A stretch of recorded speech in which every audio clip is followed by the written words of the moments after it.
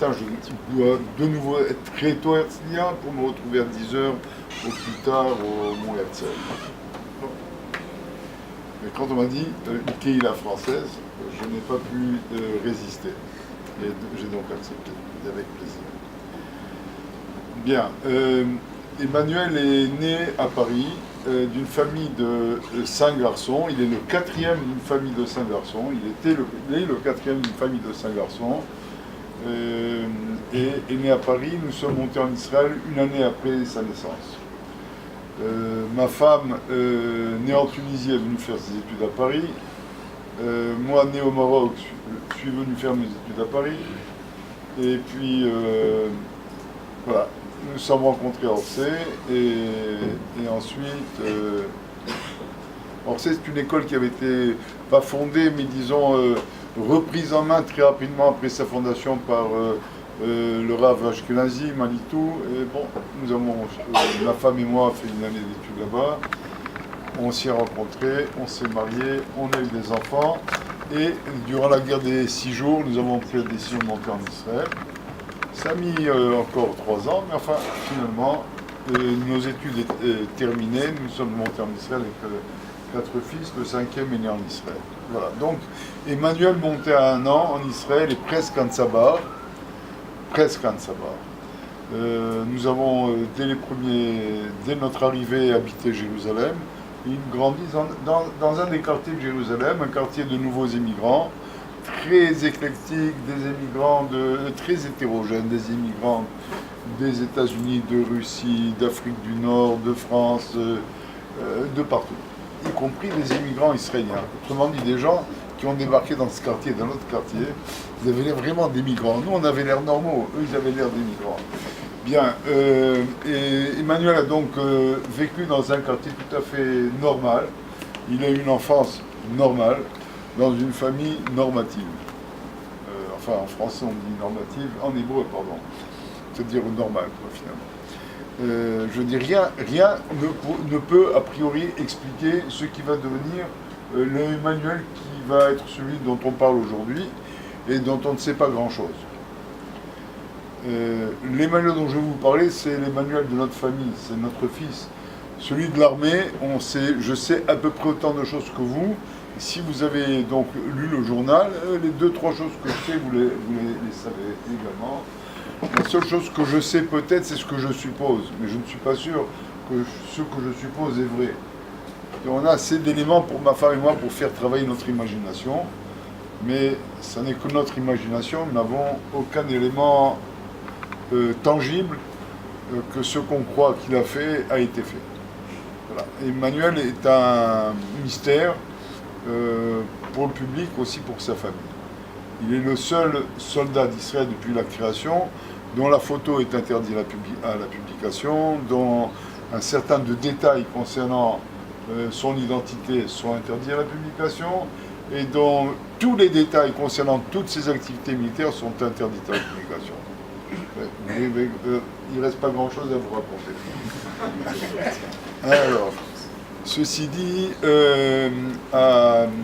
Emmanuel, lorsque Emmanuel va à l'école, dans une école primaire du Mamlarti Dati, un peu plus tard, il fera son tichon, son lycée, dans une école qui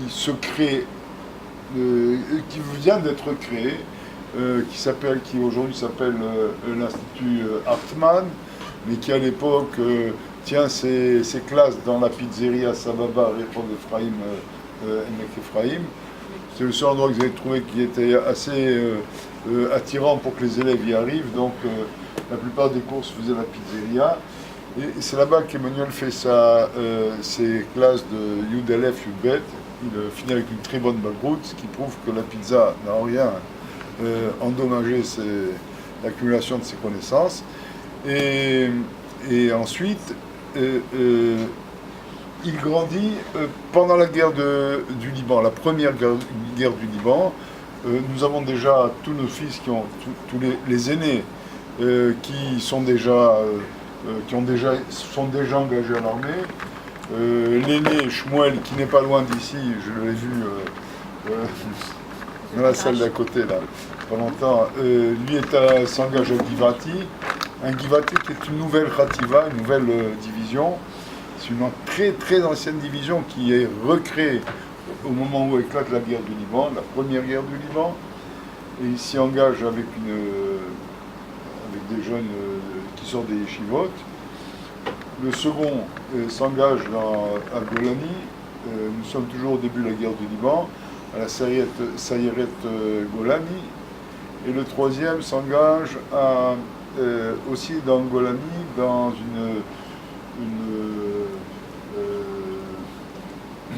dans un département, une marlaka, une unité. Dans une unité de sapeurs. Vous savez, ceux qui font sauter les ponts, ça s'appelle Palkhan. C'est l'ambiance dans laquelle grandit Emmanuel lorsqu'il arrive à l'âge de 18 ans et il a vécu des frères qui vont au Liban, reviennent du Liban. C'est une époque où on y rentre, on sort du Liban, on y passe des fois un mois et demi sans donner trop de nouvelles. C'est à peu près l'ambiance dans laquelle grandit Emmanuel, et le tout dans un quartier de Jérusalem qui est un quartier qui devient Haridi au fur et à mesure, au cours du temps, il devient Haridi, et nous convient parfaitement. Nous sommes tout à fait des gens bizarres dans ce milieu, mais on y était très bien.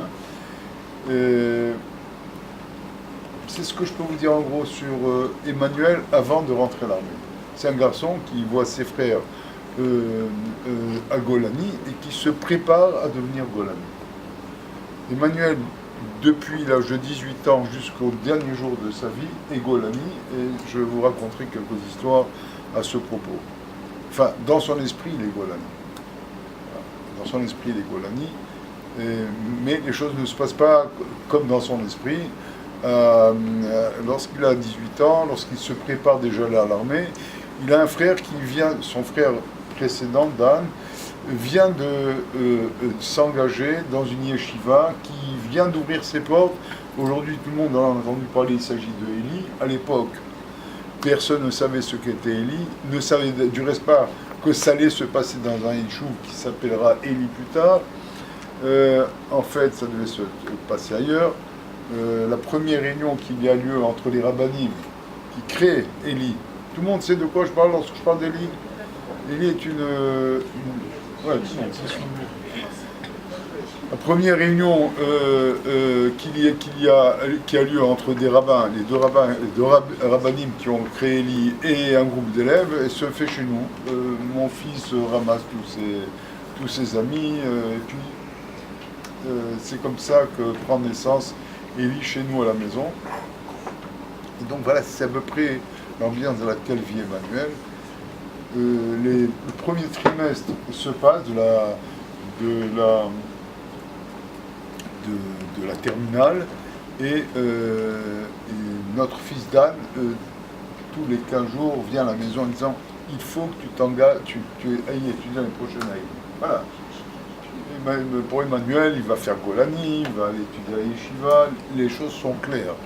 Ce qui se passe, c'est que pour ceux qui sont nouveaux dans le pays, vers le mois de mars, beaucoup de jeunes reçoivent des convocations pour passer des examens, pour éventuellement s'engager dans des unités qu'on appelle à tort d'élite. Enfin, c'est comme ça qu'on les appelle, et je le regrette bien. Et Emmanuel, ça ne l'intéresse pas, puisqu'il sait qu'il va rentrer dans Golani dans un an.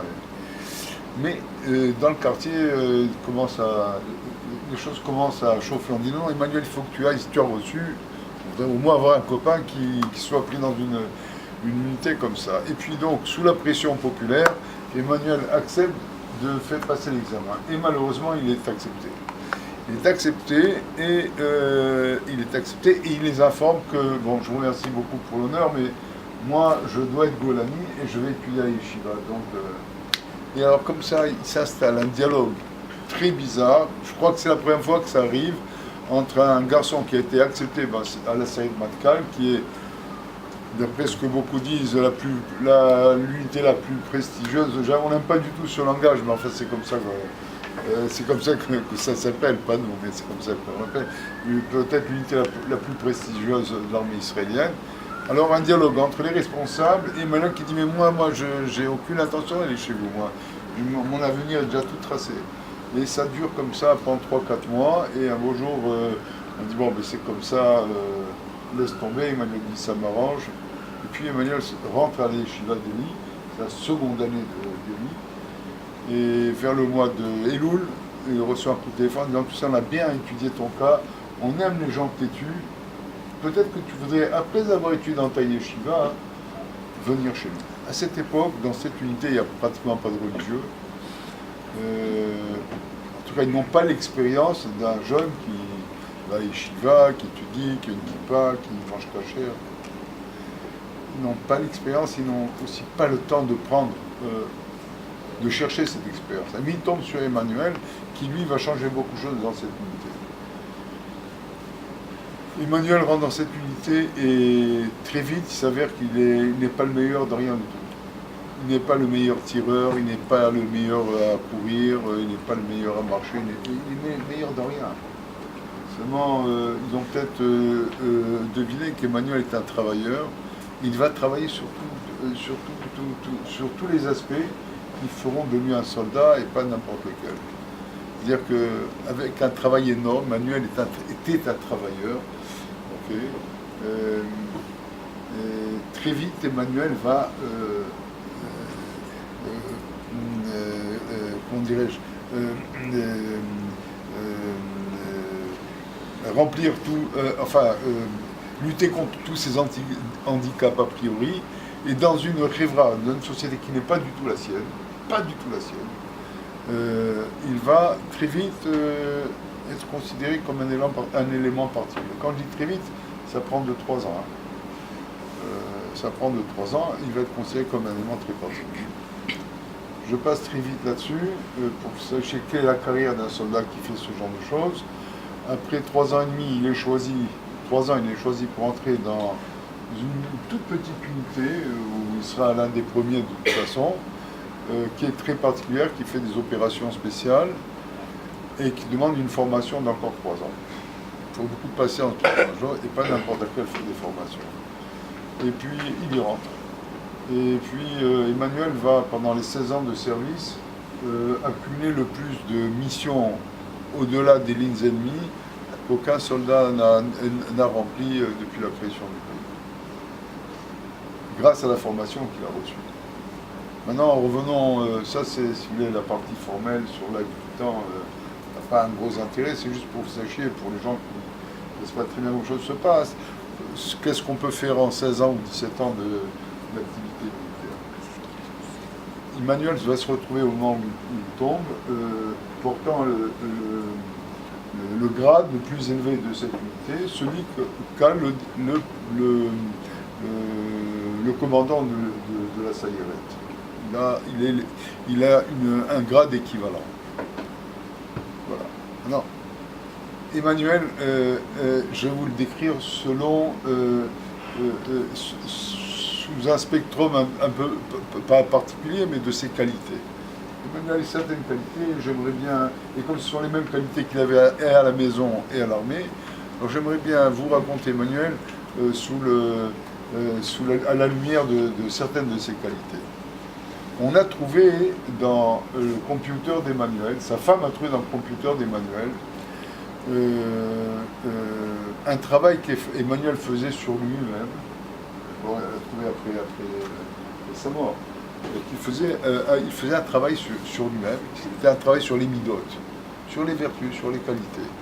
Et il le faisait selon le Derech Hashem du Ramchal, Rabbi Chaim Luzzatto. Il avait pris les midotes que commente Rabbi Chaim Luzzatto et il les a projetés sur lui et a essayé. Et comme c'était un homme d'action, alors, étant donné que chacun d'entre vous et moi aussi, on aimerait bien être meilleur, Emmanuel a pensé qu'être meilleur, c'est de faire quelque chose pour ça. Et comme c'était un soldat, donc il se fixait des missions. Il dit voilà, pendant 2 mois, je vais travailler sur Midat HaChesed, je prends un truc facile. D'accord, qu'est-ce que je fais? Eh bien, je donnais 5 sous enfin, il se fixait des missions, 5 sous ça ne va pas, mais enfin, il se fixait des missions, et au bout de 3 mois, il vérifiait, est-ce que j'ai rempli mon contrat avec moi-même? D'accord? Et il me dit oui, tiens, ça je ne l'ai pas fait, eh bien encore 15 jours et je le ferai.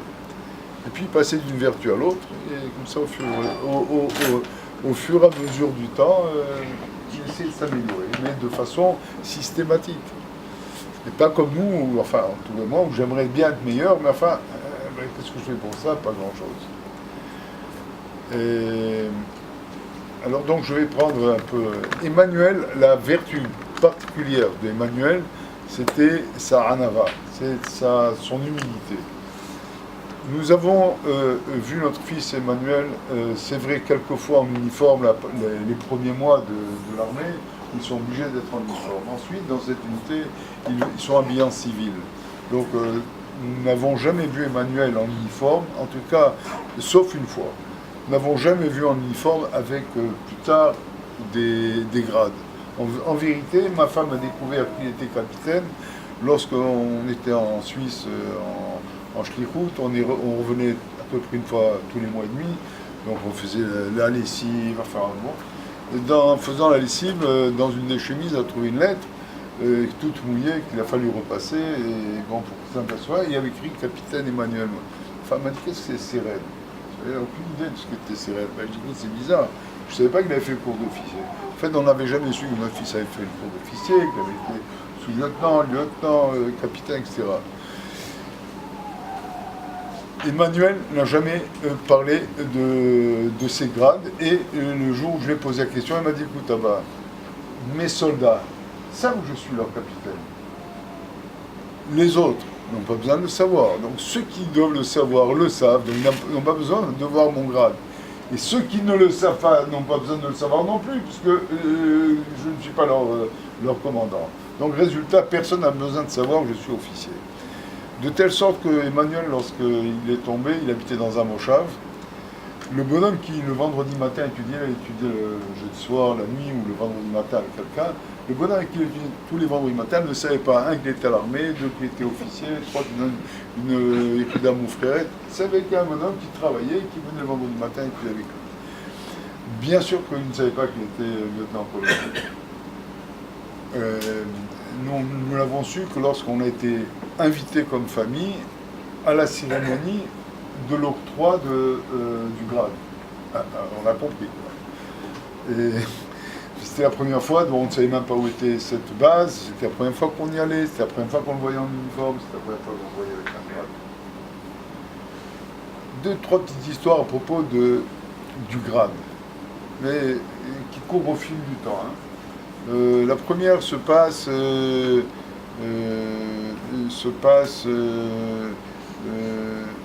quelques années après qu'il était déjà commandant, etc. Nous raconte, après sa mort, un officier qui était officier dans les parachutistes et qui nous dit j'ai reçu une fois une convocation en me disant voilà, est-ce que tu serais intéressé à passer dans une unité spéciale, ton profil intéresse une certaine unité. Je ne savais pas exactement qui, mais j'ai compris que c'était une unité un peu spéciale. J'ai répondu par l'affirmative, oui, je suis intéressé. Et il dit un jour, j'ai reçu une convocation, il dit voilà, si tu es intéressé, tu vas te présenter à telle base, à tel endroit, à telle personne, à telle heure.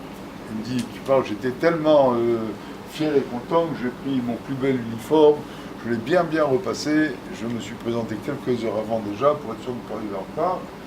Et j'arrive, je tombe dans une base où personne n'était en uniforme, tout le monde courait dans tous les sens, genre mouvement brownien, ça court, ça va, ça vient, les gens nettoyaient, apparemment ils devaient remettre en état la base, et chaque fois que je me présente à quelqu'un en disant voilà j'ai reçu une commande, tu nous casses les pieds, on est occupé, on a autre chose à faire. Et personne ne voulait m'écouter. Elle me dit finalement, quelqu'un m'a dit écoute, j'ai pitié de toi, va changer, mets-toi comme tout le monde, va enlève ton uniforme là, de ballerine, tu vas te changer, tu mets un short comme nous, tu travailles, tu es convoqué à 5h, à 5h tu iras au rendez-vous. Il me dit, c'est ce que j'ai fait. Et en allant dans une chambre pour me changer, je suis passé devant les cuisines. Et à l'extérieur des cuisines, sur la terre, il y avait 3-4 soldats qui étaient accroupis par terre et qui apparemment essayaient de déboucher un égout. L'eau qui sortait librement de la cuisine, d'accord. L'égout était bouché. Alors, on dit comme En France, c'est comme ça. Enfin, en Israël, on aime bien voir les gens travailler. Un dit, je me suis mis devant à regarder les gens travailler. Et finalement, je leur ai dit, écoutez, c'est pas comme ça qu'on débouche un égout. Il faut rentrer la main jusqu'au fond. Alors, mais non, il dit, rentrez plus profondément. Alors finalement, il me dit, écoute, qu'est-ce que j'ai fait? J'ai appuyé, j'étais officier, hein, j'étais en uniforme, j'ai appuyé avec mon pied sur l'épaule du soldat, il a bien rentré sa main en fond, je dis, c'est comme ça qu'on débouche.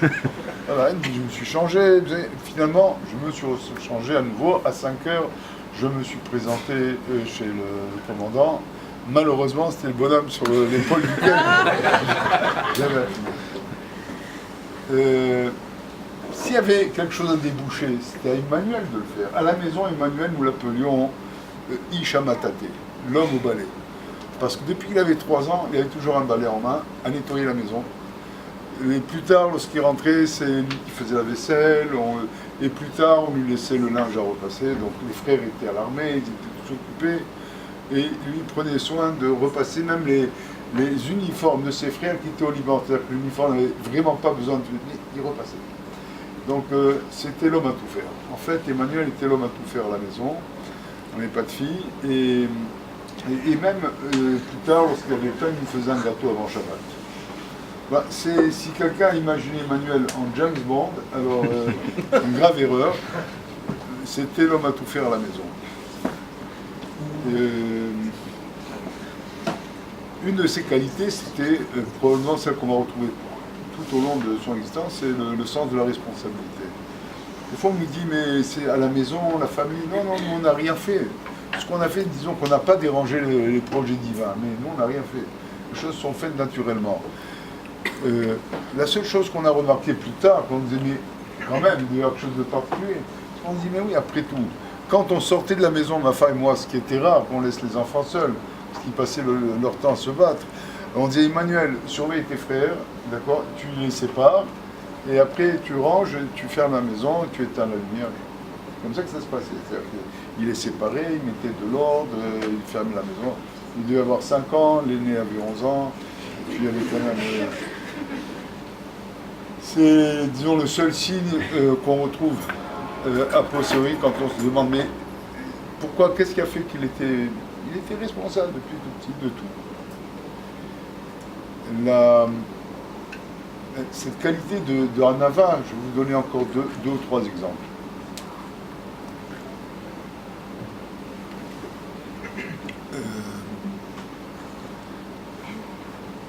L'exemple que je vais vous donner se passe un mois avant qu'il ne tombe. Emmanuel est tombé le Kafé Be'av, le 25 Av, enfin, en lettres latines, le 19 août 2006. Pourquoi je donne en lettres latines au calendrier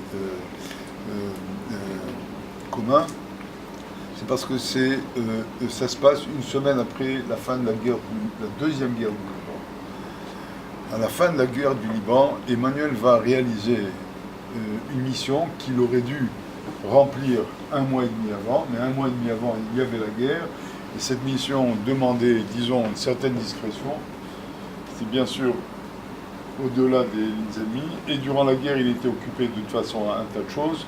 Donc cette mission, il va la remplir un mois et demi à une semaine après la fin de la guerre du Liban.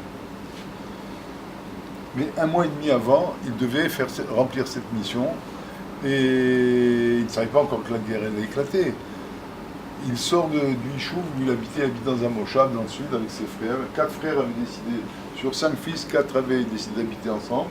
Ils habitaient le même moshab avec leurs femmes et enfants. Et il va vers le nord en voiture et il prend un de ses frères.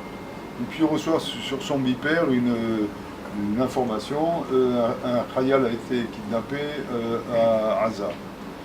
Alors il s'arrête, il ouvre la porte, il dit Dan, trouve-toi un stop, moi je retourne.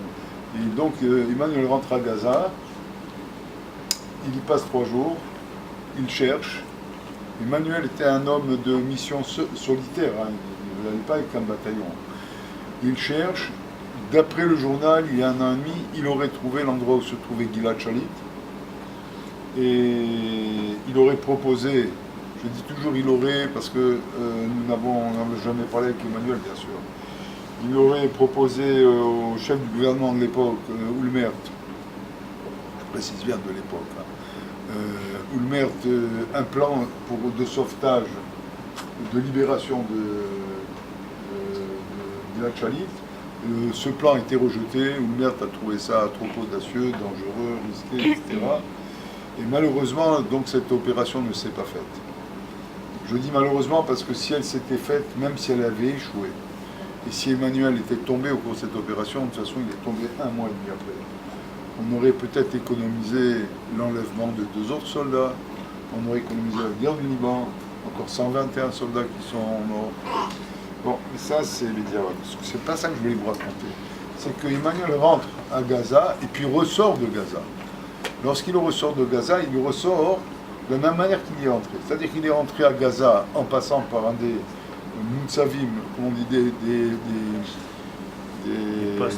des places fortes qu'on a autour de Gaza. D'accord.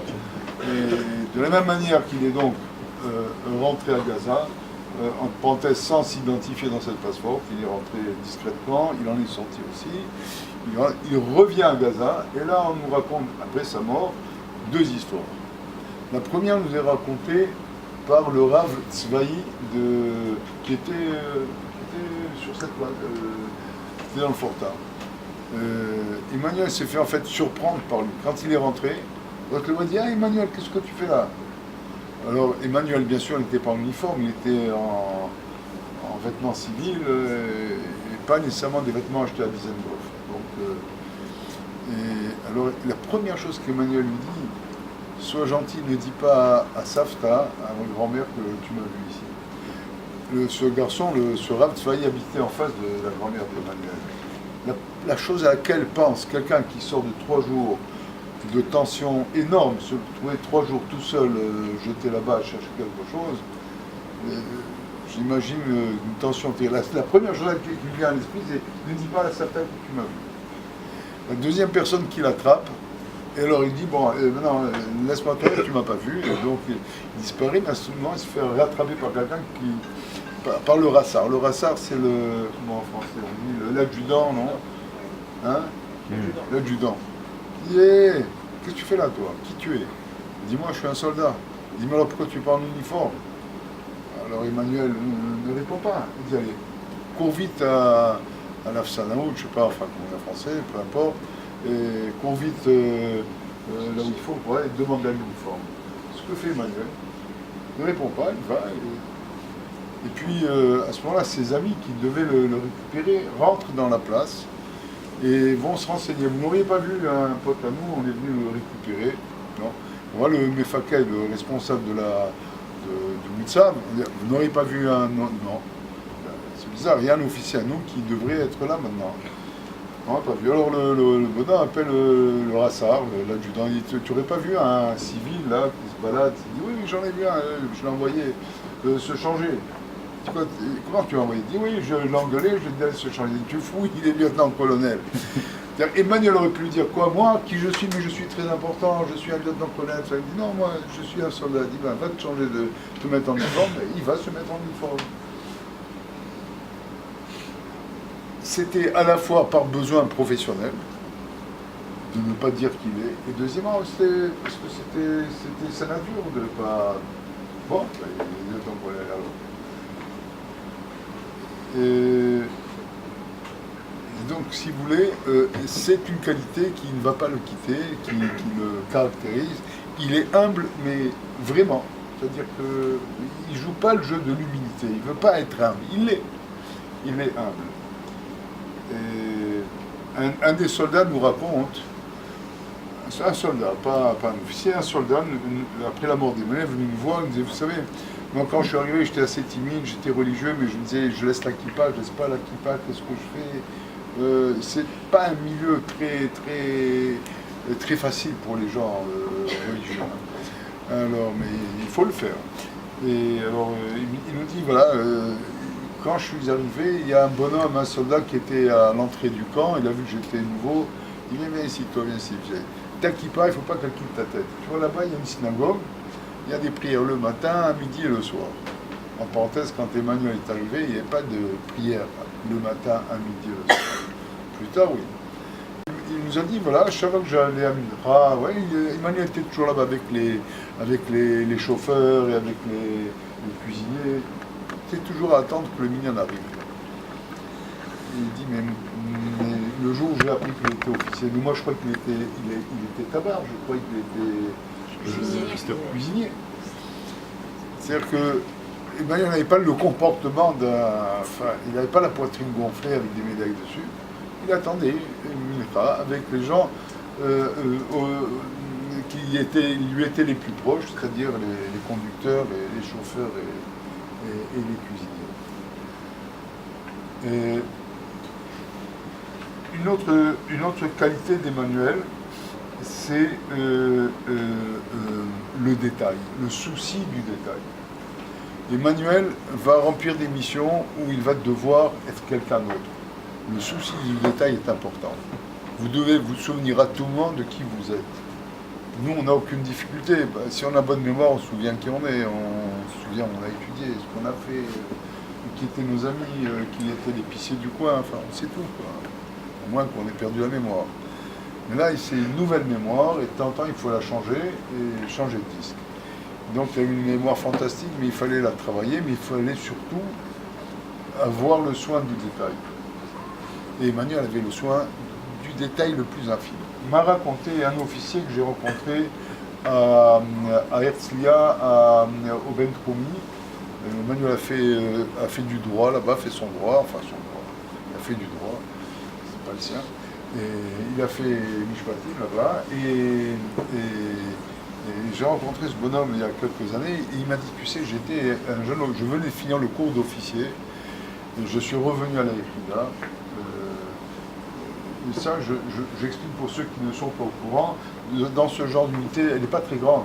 Quelqu'un va faire le cours d'officier, quand il a fini le cours d'officier, il ne revient pas nécessairement dans cette unité parce qu'il n'y a pas de place pour tout le monde. Alors on l'envoie être officier chez les parachutistes, dans d'autres unités, mais tout le monde ne revient pas.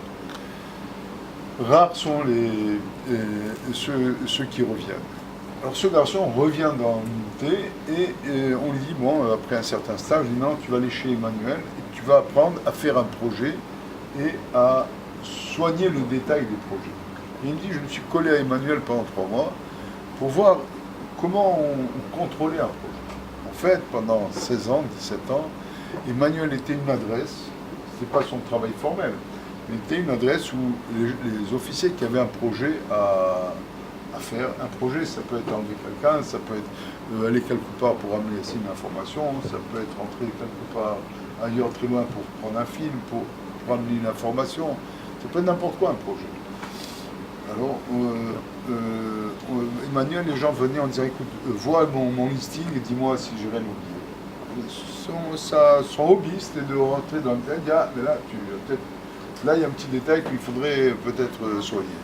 Alors le garçon me dit, bon, ben, je suis allé chez Emmanuel, au bout de 3 mois, je lui ai dit, écoute Emmanuel, maintenant on est un peu intime, je voudrais te poser une question indiscrète. D'où te vient le souci du détail à ce point-là? Où as-tu appris ça? Alors Emmanuel, c'est facile.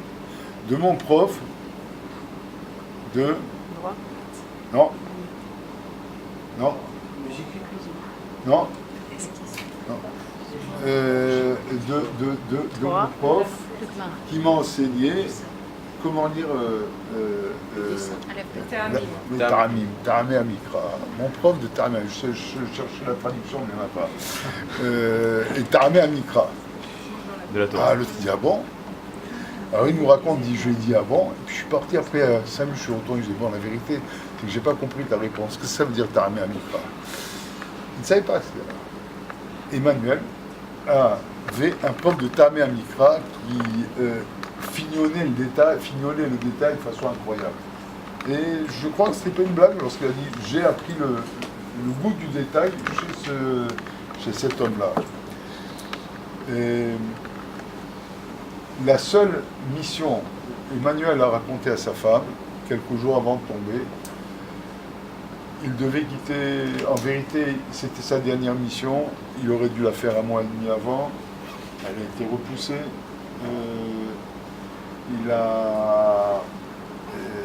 elle a été repoussée. Il a été décidé qu'il le ferait ces jours-là. Ce jour-là, il était convoqué chez le Roch Hamamshala, chez le chef du gouvernement.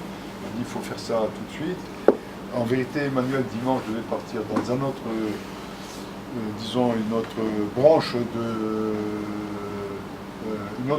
du renseignement, d'accord, et il crée quelque chose. Il avait repoussé ça d'un mois après la guerre, on le ferait après la guerre, mais la mission était à faire. Il a dit à Savan, tu sais quoi, la seule mission où je ne vais pas voir le détail, c'est celle-là, je suis tranquille, c'est le boulot de quelqu'un d'autre. Moi, je vais me laisser conduire.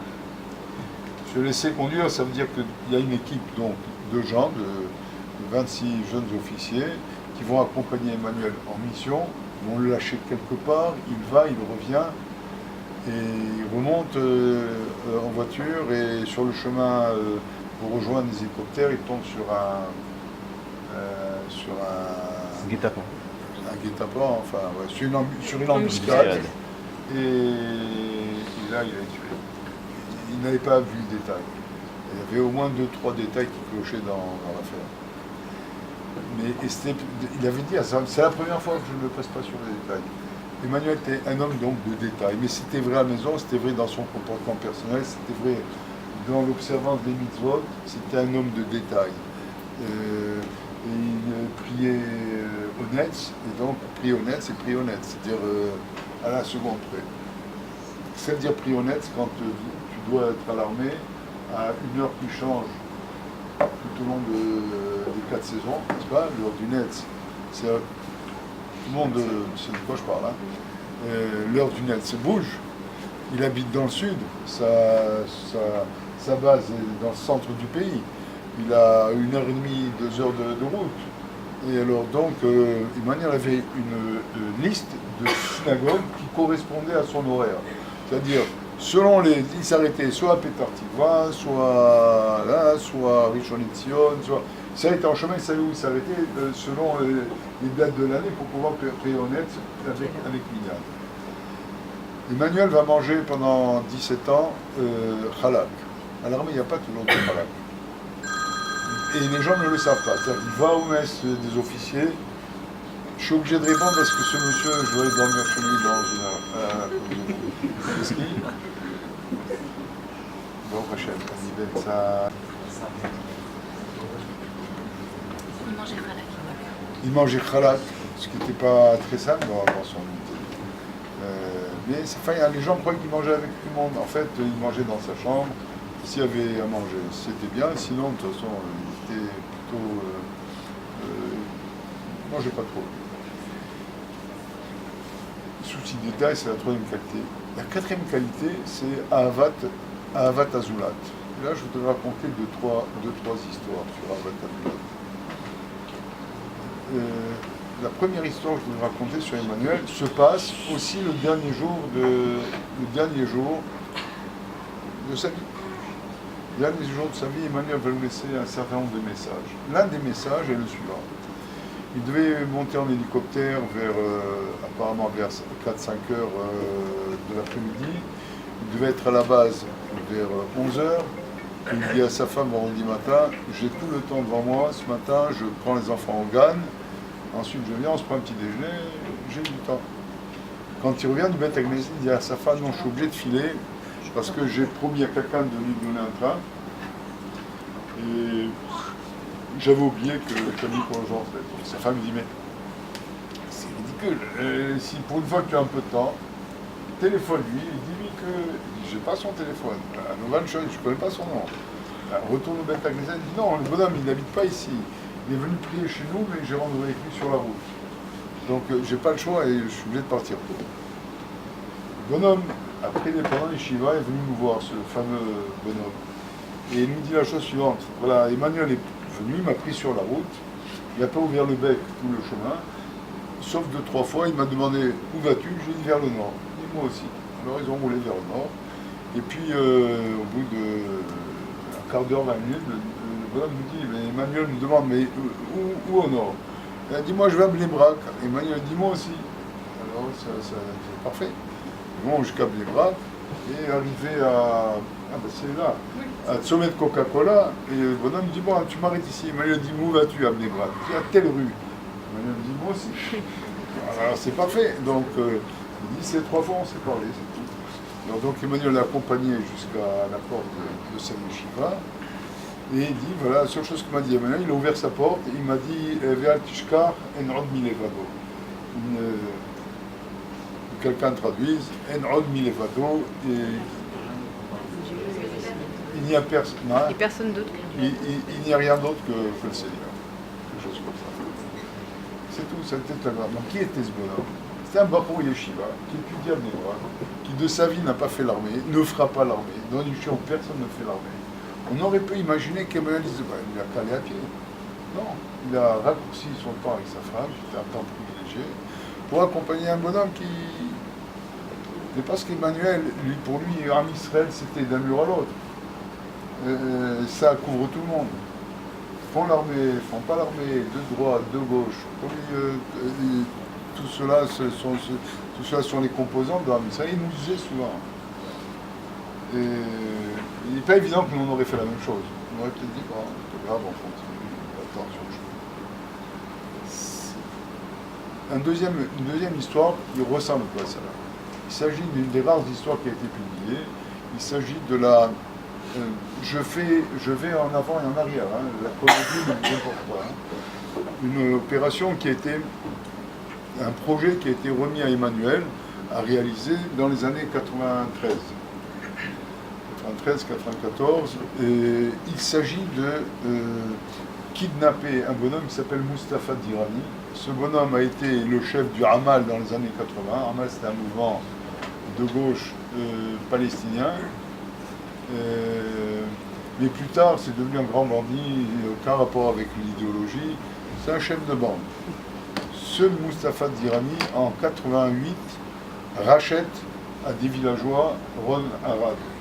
Ron Arad est descendu blessé apparemment en parachute. Son avion a été abattu. L'aviateur, lui, a réussi à être récupéré.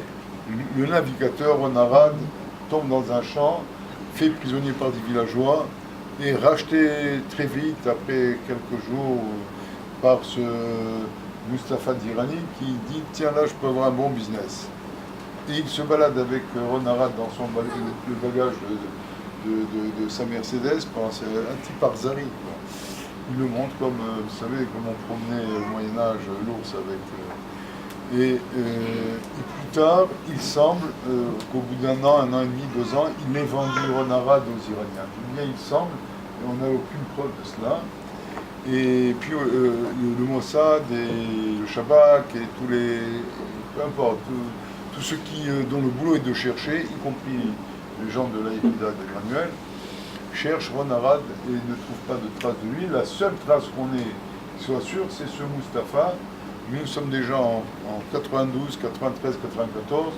Le Mustapha Dirani, déjà apparemment depuis 3-4 ans, a déjà vendu Ron Arad aux Iraniens. Le projet, c'est de rentrer au Liban, dans la région, dans le nord de Baalbek, dans un village, cueillir ce Mustapha, l'amener en Israël et lui demander « Qu'as-tu fait de Ron Arad ?» Ce projet échoue à Emmanuel et c'est un projet qu'il prépare dans le détail. Le détail, ça veut dire savoir comment est la maison comment est ce village, comment sont les voies d'accès, quand les gens vont dormir, quand ils se réveillent. Il ne s'agit pas d'arriver, bombarder un village, tuer tout le monde et prendre. Non. Il s'agit de rentrer discrètement dans un village arabe et de piquer quelqu'un, comme ça, avec des pincettes. Et l'histoire nous est racontée, elle a été racontée dans les journaux, mais elle nous a été racontée par Lior Lotan, qui est un colonel, qui est plus en activité, enfin il est en Milouim, je dirais qu'il est en... Et il nous raconte la chose suivante, il dit Emmanuel m'a piqué, il avait déjà quitté l'armée, il avait déjà quitté ce unité depuis un certain temps, et Emmanuel avait fait appel à lui pour l'aider à monter l'opération. Et l'opération consistait en ce que 2 petits groupes de 4 personnes pénètrent dans la maison d'Irani, liquident les gardiens qui se trouvent à garder cette maison, cette grande maison, et arriver jusqu'à la chambre de Dirani, l'immobiliser, le mettre sur l'épaule et partir. Et tout ça doit prendre quelques secondes, pas des minutes, pas des heures, et ça doit se passer entre le dernier repas du Ramadan, qui doit se faire vers minuit, au moment où les gens vont dormir, et avant le premier repas du Ramadan vers 5 heures du matin. C'est à peu près le temps qu'ils ont, c'est à ce moment qu'ils doivent à peu près, c'est le moment où le sommeil est le plus lourd. Et tout ça doit durer quelques secondes. Et alors le lion nous dit, écoute, il nous a tué l'Emmanuel parce qu'il a fallu refaire l'opération des dizaines de fois,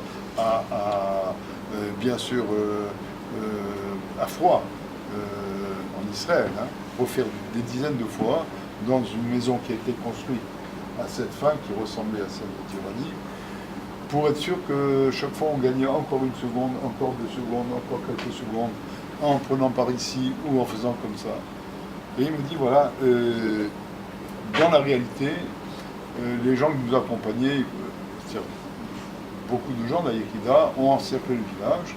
Et nous, Emmanuel et moi, à la tête de 3 soldats chacun, nous nous sommes approchés de la maison, on y a grimpé, selon le plan à la seconde près, mais en réalité, on était une espèce de compétition entre nous, chacun a voulu être le premier. Mais bon, les choses sont passées de telle sorte qu'il n'y a pas eu de premier, on est arrivés tous les deux devant la porte de Dirani. Un petit mot quand même avant, Emmanuel avait donné l'ordre. Après avoir éliminé les gardiens, il n'y a pas de balles dans le canon. Hein? Dans le canon. Ouais, dans la culasse. Il n'y a pas de balle dans la culasse. De crainte qu'une balle ne soit perdue, il y avait 3 enfants là-bas. On ne perd pas une balle et qu'on tue un enfant. Et donc voilà 6 Israéliens qui rentrent dans une maison, dans un village arabe, et il n'y a pas de balle dans le canon. Bon, ils ont des pistolets, mais enfin, il n'y a pas de balle dans le canon. Tout ça pour ne pas blesser un enfant ou tuer un enfant. Ils se retrouvent devant la porte de Dirani, et là, j'ai un petit détail. Les copains nous racontent qu'Emmanuel avait un humour fou dans cette équipe-là, à émettre la vérité, c'est qu'à la maison, c'est pas lui, n'était pas lui le coup de la maison, on avait d'autres coups. Et donc, apparemment, il leur laissait le soin de nous faire rire. Lui, il était sérieux. Mais il semble que dans son unité, il ait pris le rôle des frères, et c'est lui qui faisait rire les gens. Il paraît que devant la porte de Dirani, 2 heures du matin, une tension terrible, Emmanuel se penche, et dit, Belkavod, il lui ouvre la porte. Okay, il dit, sois le premier. Et après vous. Ça a l'air un peu fou, mais c'est ce qui se passe. Et alors, Lior nous raconte, j'ai sauté sur le lit, je me suis battu avec Dirani. Emmanuel est venu à donner un coup de pistolet sur la tête d'Irani qui avait sorti lui, son pistolet pour tirer. Et puis d'un coup, il nous dit, Emmanuel disparaît et il me laisse me battre seul avec Dirani qui était un type costaud. Il fallait se battre, il fallait lui attacher les mains. Et pendant ce temps, la femme hurlait. Et les hurlements risquaient de réveiller la maison, non, mais le village. La maison ne restait plus, il ne restait plus que les enfants. Les gardiens avaient disparu. Donc, mais le village. Et il dit, la femme est hystérique, crie, je ne trouve pas Emmanuel, je me bats tout seul. Et il me dit, en fait, au bout d'une 2 ou 3 secondes, mais qui ont pas une éternité, j'ai vu Emmanuel dans un coin de la pièce, il se baisse, il se relève, et il a pris je ne sais pas, la chemise de nuit ou la robe de chambre de cette dame qui n'était pas habillée, et il la lui met sur les épaules, et lui dit quelques mots à l'oreille, et il la calme. Cette histoire, dès que je vous la raconte surtout à vous Français, parce que pour ceux qui ont entendu parler de la Légion étrangère en Algérie, je crois qu'ils auraient agi autrement. Ils auraient mis une balle dans la tête de cette dame, et on n'aurait pas pris le risque de réveiller tout le village. Et ça n'aurait pas duré quelques secondes. Mais Emmanuel a pensé autrement. Il avait un grand respect pour la personne humaine, ce qui n'empêchait pas d'être un soldat très, très dur quand il se battait, mais quand ça n'était pas nécessaire, alors ça n'était pas nécessaire. Je dis ça parce que jusqu'à présent, cette situation est relatée dans un certain nombre d'unités spéciales où on dit voilà, vous vous trouvez dans la situation d'Emmanuel, qu'est-ce que vous faites? vous prenez le risque que tout le village se lève et on liquide tous les soldats, ou bien vous abattez la femme. C'est un vrai dilemme, c'est pas un problème théorique, c'est un vrai dilemme. Emmanuel l'a tranché dans un sens, on peut trancher dans un autre. En tout cas, lui, il a tranché dans le sens de, bon, on ne tue pas la femme, le terroriste c'est Mustapha Dirani, et de toute façon on doit prendre vivant, parce qu'on a besoin de poser des questions, alors inutile de tuer la femme. Plus le problème de la tsniout. Il n'y a aucune raison de la laisser comme elle était. Je peux raconter encore une petite histoire qui aussi a été relatée. On a enlevé Juste pour finir l'histoire, ils l'ont ramené. Ils l'ont ramené. Dirani est resté en prison quelques années ici. Ils n'ont pas tiré grand-chose de lui, malheureusement. On n'a pas tiré grand-chose de lui. Ce qu'on a tiré, c'est un procès. Il a eu le culot de retourner au Liban et de faire un procès, aller à la Cour, faire un procès à Israël en disant qu'il a été torturé dans les prisons israéliennes. Enfin, vous dire. Bon. Une autre petite histoire qui nous a été racontée. Emmanuel, il y a un chauffeur de taxi qui a été kidnappé près de Maria-Doumim, disparu, les jours passent, on ne trouve aucune trace. Nous raconte l'histoire d'un garçon qui est à Itamar, dans l'Ishou Itamar.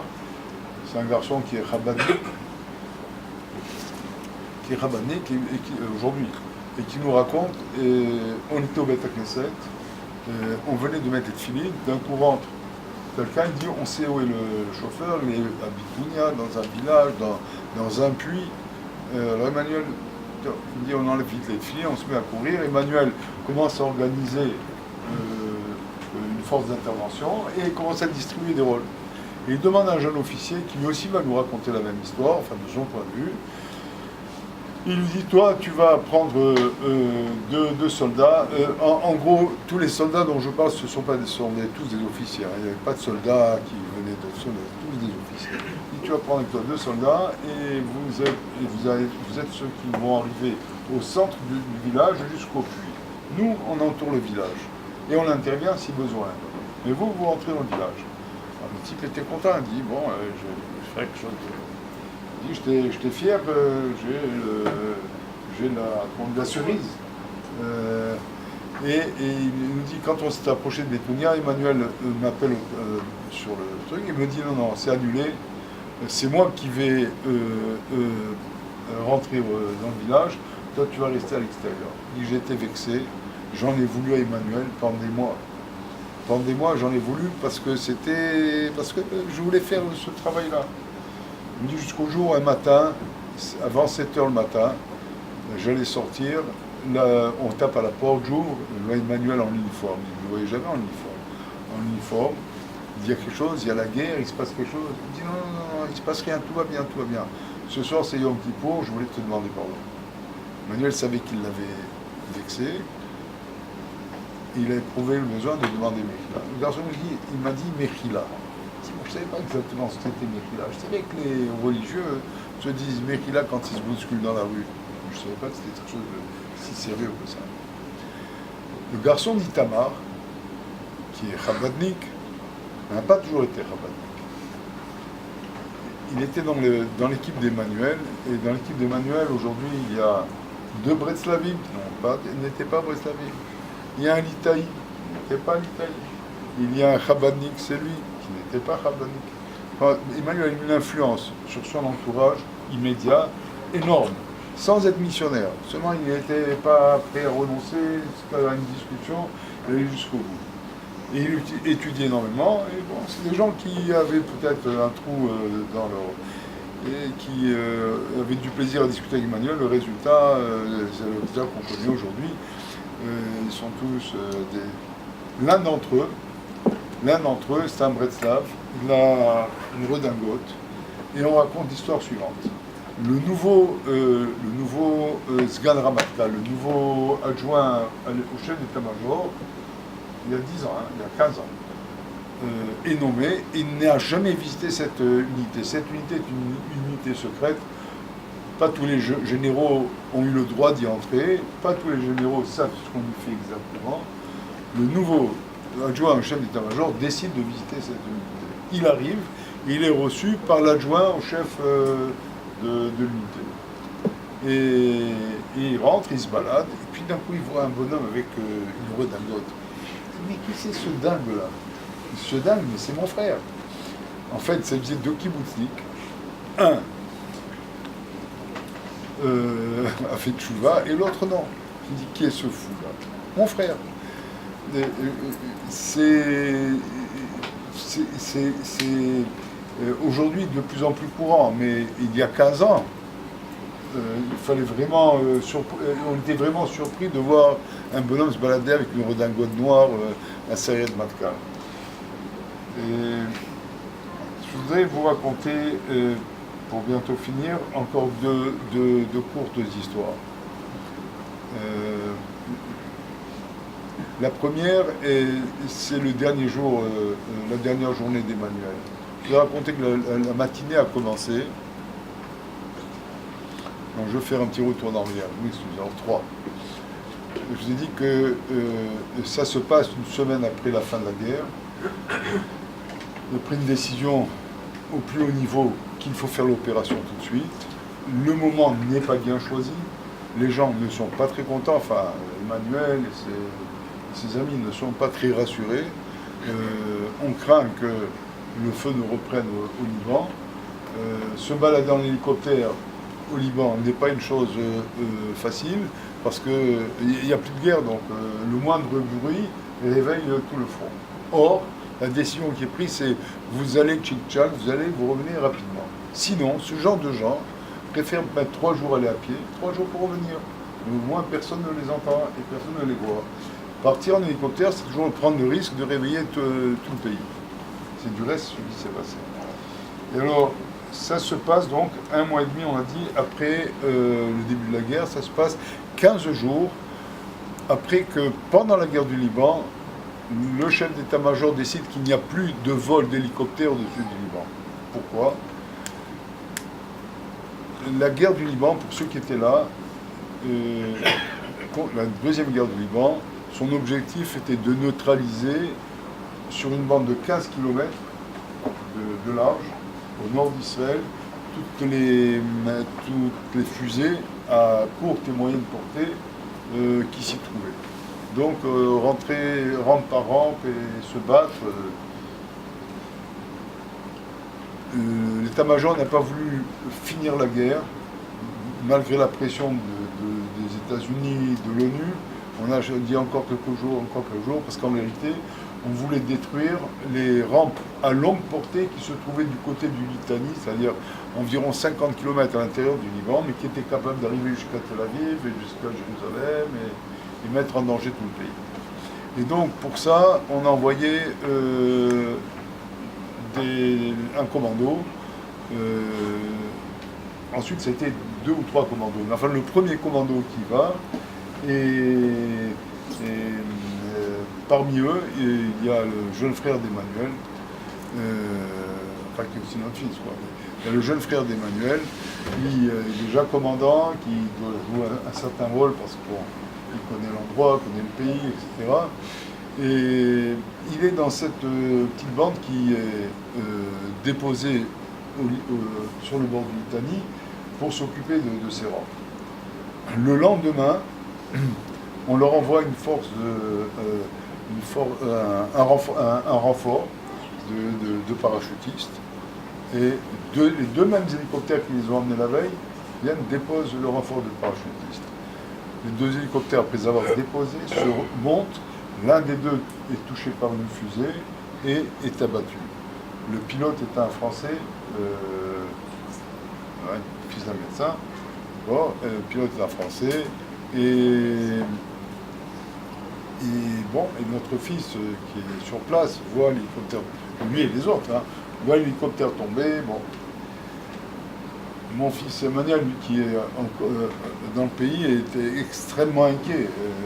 Son frère m'a coincé là-bas, on ne peut pas revenir en hélicoptère, il faut qu'ils fassent leur boulot de toute façon. Et les jours passent, ils font leur boulot, ils mettent 3-4 jours pour revenir à pied en Israël, passer les lignes ennemies et revenir chez nous. Et Emmanuel, alors c'est notre fils qui nous raconte, le jeune, c'était la seule fois qu'il nous a raconté quelque chose qui a un rapport avec l'armée. Il a servi pendant 13 ans, on n'a jamais entendu quoi que ce soit qui concerne ça. Mais c'était pendant les Shivas, sous l'émotion, il nous a raconté ce qui s'est passé ce soir-là. Il nous a raconté que lorsqu'il est rentré, Emmanuel attendait, il était minuit, ils sont arrivés à la base. Et bon, Emmanuel était très content que son frère revienne. Et il a dit, écoute, tu ne recommences plus, tu vas plus, tu as 5 enfants. Ah, le gosse, il a dit, le jeune, il a dit, mais toi tu en as 3. Alors, ils se sont mis à discuter, ils sont entrés dans le bureau d'Emmanuel, ils ont pris des bouquins, c'était le bureau d'Emmanuel, on l'a vu. La moitié, en tout cas, c'était comme le bureau d'un Rocher Shiva, l'autre moitié ne vous regarde pas. Et la moitié qui nous restait, ils ont commencé à sortir des livres et consulter. Est-ce qu'on a le droit de prendre des risques quand on a des enfants ? Est-ce qu'on a le devoir de prendre des risques ? Est-ce qu'on peut, oui ou non, prendre des risques ? On m'a dit on a étudié toute la nuit et finalement on est arrivé à la conclusion qu'on avait le devoir de le faire. Et donc, 15 jours après, on annonce à Emmanuel, il faut partir en hélicoptère. Ce vendredi, tout le monde est inquiet et nous raconte l'adjoint d'Emmanuel. Nous étions tous à la base, vendredi après-midi, un peu avant Shabbat. On était assis, Emmanuel s'approche de moi et me dit, apparemment pour me rassurer, il me demande, il dit, tu vois, suppose qu'on soit là-haut, à 1000 pieds là-haut, en hélicoptère, et qu'on reçoive une fusée. Il ne nous resterait que 5 secondes avant de nous écraser au sol. Que fais-tu pendant ces 5 secondes ? Alors Steph lui dit, j'en sais rien, pourquoi 5 secondes ? C'est 2 secondes, on l'enfile le plus rapidement possible. Il m'a dit non, qu'est-ce que tu fais ? Tu as 5 secondes à utiliser, c'est tes dernières 5 secondes. Qu'en fais-tu ? Je ne sais pas. Et toi, Emmanuel, que ferais-tu ? Dis-moi, je dirais Shema Israël, Hashem Elokeinu, Hashem Echad. Dis-moi, mais toi, tu dois aussi avoir quelque chose à remplir. Si tu ne donnes pas un sens aux dernières 5 secondes de ta vie, tu extires toute signification aux 35 années qui vont passer. Et c'est ce que nous raconte ce garçon. Et alors, ce garçon me dit, bon, mais que se passe-t-il si tu dis Shema Israël, l'hélicoptère ne tombe pas ? Oui, il tombe. Il dit, alors, ça sert à quoi ? Ça sert à quoi ? Il dit, ici n'est qu'un passage dans ce monde-là. Si je veux assurer mon passage ailleurs, il faut qu'au moins ces 5 secondes, j'y ai consacré. J'ai consacré ces 5 secondes à m'assurer mon passage ailleurs. Je dois dire qu'il me semble que ça a été peut-être l'avant-dernière fois qu'Emmanuel a dit Shema Israël. La fois suivante, c'était peut-être pendant la prière d'Arvit. Apparemment, il a prié Arvit de vendredi soir dans l'hélicoptère, selon témoignent les amis. L'hélicoptère a fait tout le tour de la Syrie, Turquie, enfin, avant de rentrer au Liban. Ça n'a pas empêché le Libanais de s'apercevoir qu'il était rentré. Et donc, bon, c'était bien qu'il ait raconté cette histoire. Emmanuel est tombé, il n'était pas en uniforme israélien, il était en uniforme libanais, dans une Jeep libanaise. Ça, c'est le dernier message qu'il nous a laissé, Shema Israël. Mais je ne voudrais pas vous quitter sur ça, je voudrais vous raconter une histoire qui se passe au début de la formation d'Emmanuel. Je dis qu'Emmanuel, lorsqu'il rentre à l'armée, il n'est pas le meilleur parmi ses amis dans rien. Il le deviendra, mais il ne l'est pas au départ. Mais à un moment, les amis ont quand même découvert chez ce garçon qu'il y a peut-être une chance pour qu'il les dépasse. Quand ? Dans ce genre d'unité, on apprend aux jeunes à pouvoir s'échapper s'ils sont pris, et ensuite à pouvoir, survivre. Donc on leur apprend à survivre en milieu hostile, d'abord à s'échapper et à survivre. Alors la première fois qu'on leur fait un exercice de ce genre-là, je vais schématiser, hein, c'est pas exactement comme ça se passe, mais en gros, on dit voilà, on les dépose à Haïfa, on vous récupère à Eilat une semaine après, tous les soirs à minuit, on vous retrouve quelque part, vous venez signer, d'accord, vous êtes passé, vous apprenez le chemin par cœur parce que vous partez sans carte, et vous partez sans carte de crédit, sans argent, sans carte d'identité, sans rien, aucun moyen de paiement, et vous avez 6 jours pour ça. Et à part ça, le monde entier vous cherche. L'armée, d'autres unités qu'on engage pour ça, les anciens de cette unité. Tout le monde vous cherche. Celui qui est pris quitte et est rejeté. Alors les questions fusent. Bon, mais faquettes.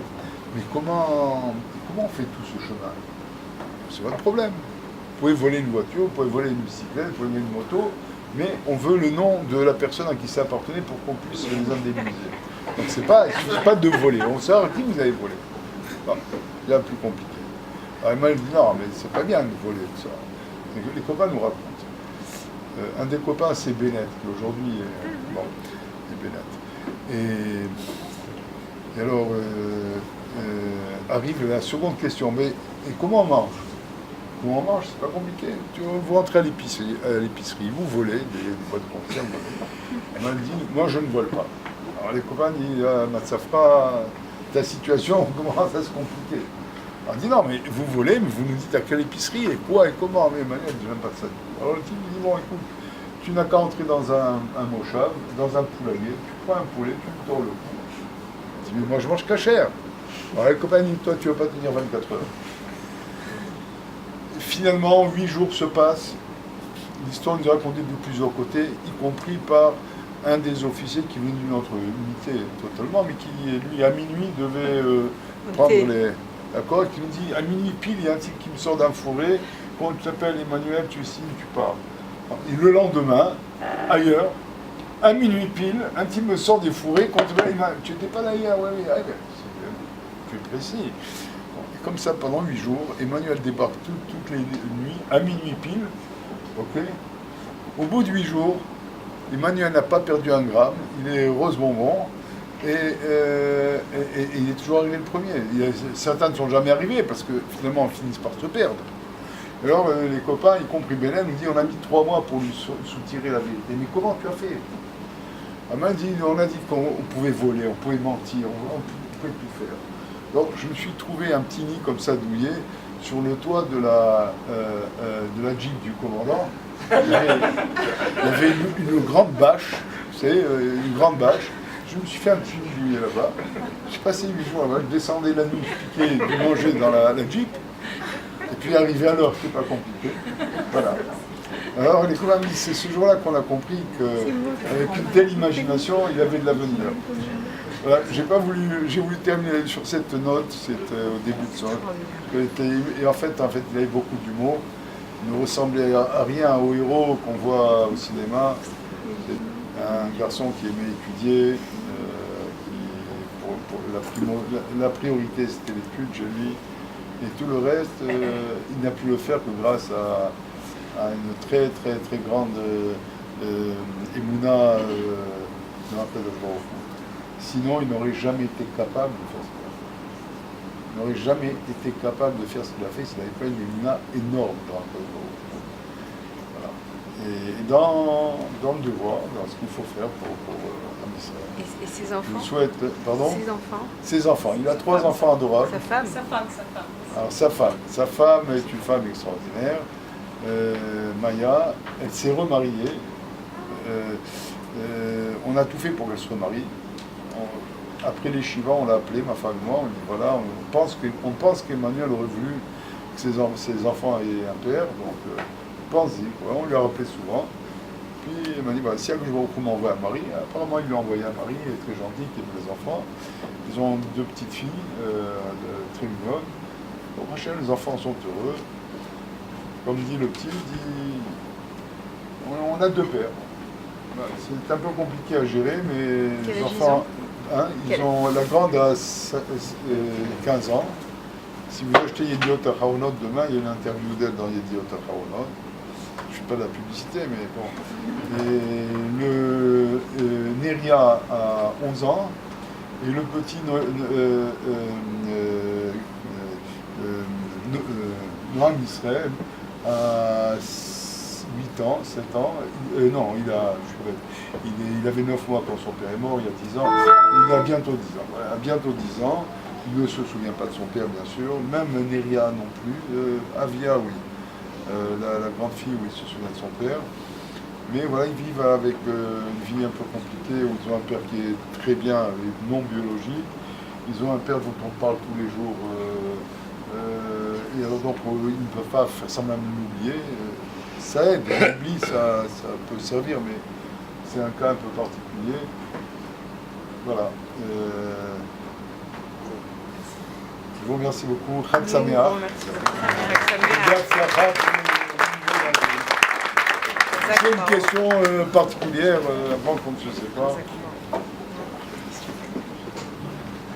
Les qualités de sa femme. Je voulais savoir comment une femme qui est derrière, qui est à la maison. Alors sa femme est une Choseret Betchouva.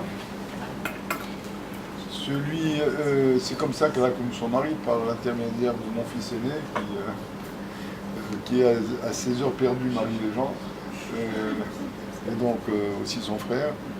Elle a étudié aussi avec Shmuel, et c'est comme ça qu'elle a connu Emmanuel. C'est une femme qui a servi à l'armée, elle a enseigné, je crois, le tir, et puis elle a conduit des nagmachines, des voitures blindées, est-ce que je sais, moi. Et voilà. Qu'est-ce que je peux vous raconter? Une fille qui sait très très bien élever ses enfants et qui a su, vivre avec Emmanuel. Ça n'était pas facile parce qu'il disparaissait de longues périodes. Il était extrêmement exigeant dans sa vie personnelle. Il vivait comme un Spartiate, très peu d'argent. Il pensait que sa femme aussi devait vivre. Son argent, il distribuait, il entretenait plusieurs familles. Mais vraiment, nous, ça nous suffit. Je peux vous dire que 3 jours avant qu'il ne meure, il est monté à Jérusalem. Alors, et sa femme est venue pour essayer de le voir à Jérusalem, chez nous. Et alors, ils devaient se rencontrer chez nous. Et ma femme, juste avant, a fait des achats. Il lui a acheté 3 robes. Pourquoi 3 robes? Parce que c'est une femme très grande, très mince. Donc, c'est pas toujours qu'on trouve des robes comme ça. Elle a acheté 3 robes. C'est venu Maya, elle dit, mais ça va pas. Mais mon mari ne permettra pas d'avoir 3 robes. Elle dit non, j'en choisis une et les 2 autres, tu les rends. Et c'est ce qui s'est passé, bien sûr. C'était 1 heure avant, mais vite, avant qu'Emmanuel n'arrive. Pour lui, il fallait avoir un vêtement pour le Shabbat et un vêtement pour la semaine, puis ça suffisait amplement. Le reste, il faut le distribuer. Voilà. Et donc, elle a su vivre avec un mari comme ça, c'était pas évident.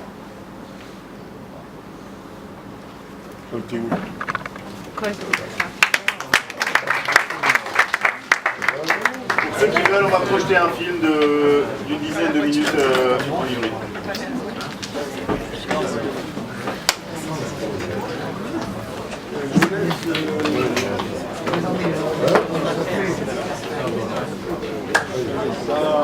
שעבר ספר כאן מקלחת בין פה. סיטואציות דהיינו כאן 5 קצינים בסיירת מטכ"ל שיספרו על חבריו לדשא, סגן אלוף עמנואל מורנו, ההרוג הסודי של מלחמת לבנון. עמנואל התמודד בעצם כמה פעמים עם סיטואציות שהן סיטואציות מאוד מלחיצות, מאוד מפחידות, על גבול הבלתי אפשריות להתמודדות. זה דרש ממנו אומץ לב מטורף, הוא היה מוכן לעשות דברים שאנשים